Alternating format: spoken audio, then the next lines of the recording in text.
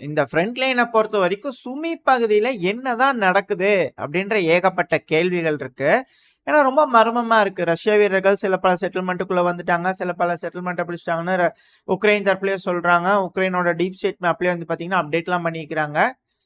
இந்த இடத்துல என்ன நடக்குது அப்படிங்கிறது தெரியல. ஆனா ரஷ்யா பொறுத்தவரைக்கும் கப்புச்சிப்புன்னு இருக்காங்க. நாங்க போறோம், அட்டாக் பண்ணோம், பகுதிகள பிடிச்சோம் அப்படிங்கிறது போல எந்த ஸ்டேட்மெண்ட்டுமே வரமாட்டேங்குது. பட் ஆனா இந்த இடத்துல வந்து ஏதோ நடக்குது சுமி பகுதியில அப்படிங்கிறது போல நம்மளுக்கு புரியுது.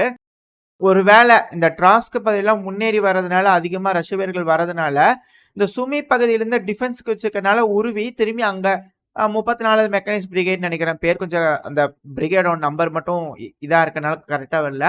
ஸோ ஒரு மெக்கானிக்ஸ் பிரிகேட சுமிய டிஃபெண்ட் பண்ணிட்டு இருக்கக்கூடிய ஒரு பிரிகேட தூக்கி ட்ராஸ்க்ல போட்டதா சொல்லப்படுது. ஸோ இதனால இங்க வீக்னஸா இருந்ததுனால, அதிகமான தாக்குதல்கள் இதுக்கு மேல ரஷ்ய தரப்புலருந்து முன்னெடுக்கப்படுமா? அப்படின்ற கேள்விகள்லாம் வந்துட்டு இருந்துச்சு. ஆனா இப்ப வந்து பாத்தீங்கன்னா ஒரு வீடியோ பதிவு சைட்ல லோட் ஆயிருக்கும். உக்ரைனோட சுமி ஒப்லாஸ்ட்ல இருக்கக்கூடிய ஒரு ஸ்டெட்டிஸ்விக்கா அப்படிங்கிற ஒரு வில்லேஜ, இந்த வில்லேஜுக்கு பக்கத்துல ஒரு ஃபாரஸ்ட் இருக்கு. நான் கோஆர்டினேட்ஸ் காட்டுறேன். பாத்தீங்கன்னா தெரியும் மேப்ல.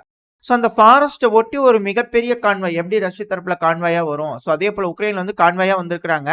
இது ரஷ்யாவோட ரிகனைசன்ட் ட்ரோன்கள்லாம் பார்த்து லொகேஷனை ஷேர் பண்ணோன்னே இம்மீடியட்டான தாக்குதல்கள், ப்ரிசைஸ்டான ஸ்ட்ரைக், இதனால ஏகப்பட்ட ஆர்மட் காலம்ஸ் வந்து பாத்தீங்கன்னா ஆர்மட் வெஹிக்கல்ஸ் உக்ரைனோடது டிஸ்ட்ராய் ஆயிடுச்சு அப்படிங்கிறது போல அந்த வீடியோ பதிவு பார்க்கும்போது தெரியுது. ஸோ இது போல மூமெண்ட்ஸ் உக்ரைன் தரப்புலையும் நடந்துட்டு இருக்கு. இந்த சுமியில என்னமோ நடக்குது, அதை டிஃபெண்ட் பண்றதுக்காக ஒரு மிகப்பெரிய ஆர்மட் காலமை உக்ரைன் தரப்புல இருந்து மூவ் பண்ணிக்கிறாங்க. ஸோ இந்த பகுதி கொஞ்சம் சிக்கலுக்குரிய பகுதி தான். இதுக்கு மேல ஃபோக்கஸாக பார்க்கணும். இந்த வின்டர் முடியும் போதா இல்லை வின்டர் அஃபென்சிவே ரஷ்யா எடுப்பாங்களா அப்படிங்கிறது தெரியல. ஒரு வேளை வின்டர் அஃபென்சிவ் எடுத்தாங்கன்னா ரொம்ப மோசமா இந்த ரஷ்யா உக்ரைன் பிரச்சனை மாறதுக்கு வாய்ப்பு இருக்கு அப்படிங்கிற சொல்லப்பட்டுவது. நடக்குதா என்னங்கிறத பொறுத்து இருந்து பார்ப்போம். இப்ப நடந்துட்டு இருக்கக்கூடிய ரஷ்யா உக்ரைன் பிரச்சனையில இருந்து நேட்டோ நாடுகள் பல விஷயங்களை கத்துக்கிறாங்க. அதாவது எதிர்காலத்துல ஒரு மிகப்பெரிய போருக்கு போறோம் அப்படின்னா நம்ம எந்த அளவுக்கு ரெடியா இருக்கணும், என்ன மாதிரியான சிக்கல்கள் இருக்கு, நம்மளோட ட்ரூப்ஸ் எப்படி பர்ஃபார்ம் பண்ணலாம் அப்படிங்கிற பல விஷயங்களை கத்துக்கிறாங்களோ என்னமோ தெரியல. அதனாலதான் இப்ப இன்னுமே வச்சு கத்துக்கலாம் கடைசி வரைக்கும் அப்படிங்கிறது போல நினைக்கிறாங்களோ என்னமோ தெரியல. அப்படிங்கிறது போல பல அனலிஸ்ட் தரப்புல இருக்குது. ஏன்னா நேட்டோ மீட்டிங்ல பிரதானமான ஒரு விஷயம் பேசுவாங்க.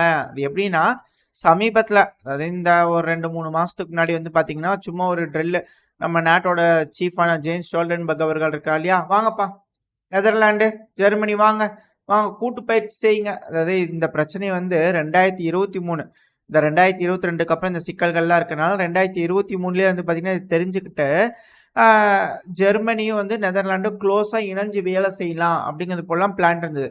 பிரான்ஸ் என்ன சொல்லியிருந்தாங்க, தனியா நாங்க ஒரு கூட்டமைப்பு பண்ணி ஒரு டிஃபென்ஸ் மாடியூல்லாம் பண்ணோம் அப்படிங்கிறது போல சொல்லிட்டு இருந்தாங்க இல்லையா. ஸோ அந்த காலகட்டத்துல இருந்து கொஞ்சம் கொஞ்சமா இவால்வ் ஆகி இப்ப வந்து பாத்தீங்கன்னா ஒரு மிகப்பெரிய பிரச்சனையா ஒரு பூதாகாரமா வந்து இப்ப நாட்டோட டேபிள் உட்காந்துருக்கு. சில அனலிஸ்ட்ல என்ன சொல்றாங்கன்னா இது போல பல பிரச்சனைகள் இருக்கு, சீரியஸ்னஸ் உணர்த்துறதுக்காக தான் இந்த ரஷ்யா உக்ரைன் பிரச்சனை இன்னுமே நடந்துட்டு இருக்கு. ஒருவேளை இது எஸ்கலேட் ஆகுன்ற பட்சத்துல இங்க இருக்கக்கூடிய நாடுகள், யூரோப்ல இருக்கக்கூடிய நாடுகள்லாம் ஒருங்கிணைஞ்சு ஒன்னா ஒருமித்த கருத்தை கொண்டு வரணும்.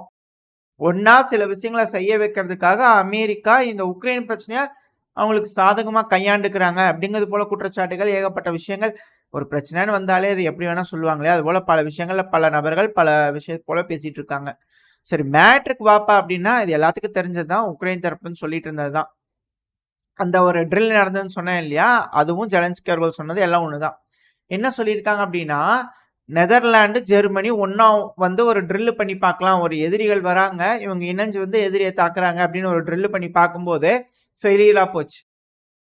ஏன்னா 155 ஆர்ட்லரி செல்கள் தான், ஆர்ட்லரி அவிச்சர் தான். ஆனா ஜெர்மனியோட அவிச்சர்ல கொண்டு போய் நெதர்லாண்டோட செல்ல போடலாம்னா போட முடியாது.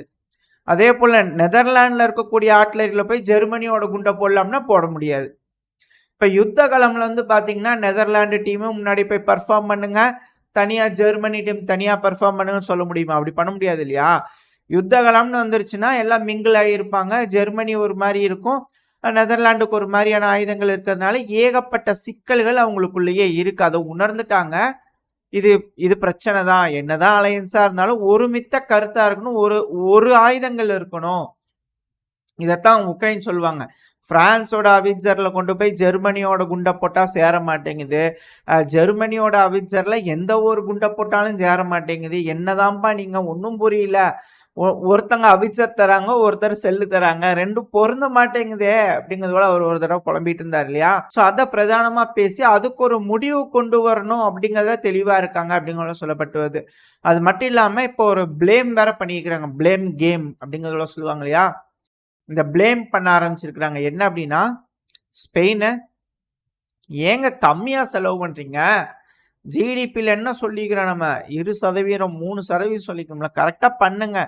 லார்ஜஸ்ட் பாப்புலேஷன் வச்சுக்கிறீங்க. நேட்டோ அமைப்பு, கூட்டமைப்புல இருக்கிறீங்க. கொஞ்சம் கம்மியா குடுக்குறீங்களே பணம். ஃபண்டிங் ஜாஸ்தியா குடுங்க. அப்படிங்கிறதுல ஸ்பெயின் வந்து ப்ளேம் பண்ணிக்கிறாங்க. அது மட்டும் இல்லாம ட்ரம்ப் அவர்கள் வந்துட்டாருன்னா, ரஷ்யா நீங்க செய்யறத செய்யுங்க. என்ன வேணா செய்யுங்க. காசு கம்மியா தராங்கல்ல நேட்டோக்கு. அவங்கள போய் நீங்க என்ன வேணா செய்யுங்க. அப்படிங்கிறது போல என்கரேஜ் பண்றதா ட்ரம்ப் அவர்கள் சொல்லியிருந்தாரு. ஸோ இது போல விஷயங்கள வச்சு பார்க்கும்போது, நாட்டோ நாடுகளுக்கு கொஞ்சம் பயமா தான் இருக்கும். ஏன்னா அதிகமான பணம் கேட்குறாங்க. அந்த அளவுக்கு நம்ம செலவு பண்ணிட்டோம்னா, நாட்டோட எக்கனாமி ஏகப்பட்ட விஷயங்கள், சட்டதிட்டங்கள்லாம் இருக்குது இல்லையா? மக்கள் மத்தியில பிரச்சனைகள், ஏகப்பட்ட விஷயங்கள் இருக்கிறனால, கொஞ்சம் பார்த்து தான் செய்யணும் அப்படின்னு யோசிச்சுட்டு இருக்காங்க. ஆனா, இவங்க பணம் வேணும்னு கேட்குறாங்க. இது எல்லாமே இங்க சிக்கலா இருக்கு அப்படின்னு சொல்லப்பட்டு வருது. ஸோ இந்த ஒரு காரணத்துக்காக தான் ஃப்ரோஸ் பண்ணி வச்சுக்கிற அசெட்ல கைய வச்சிரலாமா அப்படின்னு யூரோப் பார்த்தா, சவுதி தரப்புலருந்து மிரட்டல் வருது. என்ன பண்றதுன்னு தெரியல. இப்போ G7 நாடுகளுக்கே மிரட்டல் விட்டுருக்காங்க சவுதி தரப்புலருந்து. ஈரோவியவே நீங்க வந்து அண்டர்மைன் பண்ற மாரி, அண்டர் எஸ்டிமேட் பண்ற மாரி இருக்குது. ஒரு வேளை நீங்க இப்படி பண்றீங்க அப்படின்னா, நாங்க வச்சுக்கிற இன்வெஸ்ட்மென்ட்ட கொஞ்சம் ரீகன்சிடர் பண்ண வேண்டியதா இருக்கு அப்படிங்கிறது போல திங்க் பண்றதா சொல்லிக்கிறாங்க. இப்ப அந்த நாடு மட்டும் இல்ல. எல்லா நாடுகளுமே யூரோப்ல இன்வெஸ்ட் பண்ணிக்கிறாங்க அப்படின்னா ரிசர்வ் வச்சுக்கிறாங்களா எல்லாரும் யோசிப்பாங்க இல்லையா? ஸோ அதுபோல சிக்கல்கள் இங்க ஏற்பட்டிருக்கு அப்படிங்கிறதால சொல்லப்பட்டு வருது. இந்த சுவிட்சர்லாந்து இருக்கிறாங்க இல்லையா? இவங்க வந்து நடுநிலை அப்படிங்கிறதோட சொன்னாங்க. ஆனா இப்ப வந்து பார்த்தீங்கன்னா, ரஷ்யா மேல சாங்ஷன் போட ஆரம்பிச்சுக்கிறாங்க. முதல்ல இருந்து போடுறாங்க. அப்புறம் எப்படிங்க நீங்க நடுநிலை ஒரு சார்பா எடுத்துட்டீங்கல்ல. அதனால தான் ரஷ்யாவுக்கு சாங்ஷன் போடுறீங்க. அப்புறம் எப்படிங்க நீங்க உலக அமைதி மாநாடுலாம் கூப்பிட்டு உட்கார வச்சு ஒரு மாநாட போட்டு நீங்க அதுக்கு ஒத்து வந்து இப்படிலாம் பண்றீங்க அப்படிங்கிறது போல கேள்விகள் வருது. ஆனா வரலாறு படிக்கும்போது வரலாறுல என்ன இருக்கும் அப்படின்னா, இது போல உலகமெல்லாம் சேர்ந்து உட்கார்ந்து சுவிட்சர்லாந்துல ஒரு மாநாடு போட்டு அமைதி கொண்டு வரலான்னு ட்ரை பண்ணி ஒரு ஒப்பந்தம் குடுக்கும்போது, ரஷ்யா கேட்கல. அதனால நடுநிலையா இருக்கக்கூடிய நாடே ஆக்ரோஷப்பட்டு சாங்ஷன் போட்டாங்க பாருங்க எந்த அளவுக்கு அப்படிங்கிறது போல வரலாறில் எழுதலாம் அல்லவா? அதுக்காக இது போல மூவ்மெண்ட்ஸ்லாம் நடக்குது அப்படிங்கிறது போல சொல்றாங்க. எது எப்படியோ. பட் சுவிட்சர்லாந்து சாங்ஷன போட ஆரம்பிச்சுட்டாங்க ரஷ்யா மேல. அதிதீவிரமா பண்ணுவாங்க இதுக்கு மேல அப்படிங்கிறது சொல்லப்பட்டு வருது. இதோட இந்த பதிவு நான் முடிச்சுக்குவோம். இந்த பதிவு எப்படி இருந்துச்சு உங்களுக்கு பிடிச்சிருக்கா? பிடிச்சுனா லைக் பண்ணிட்டு உங்க ஃப்ரெண்ட்ஸ் அண்ட் ஃபேமிலியோட ஷேர் பண்ணிக்கோங்க. அது கூடவே மறக்காம இந்த பதிவு பத்தின உங்களோட கருத்துக்களை கமெண்ட் செக்ஷன்ல சொல்லுங்க.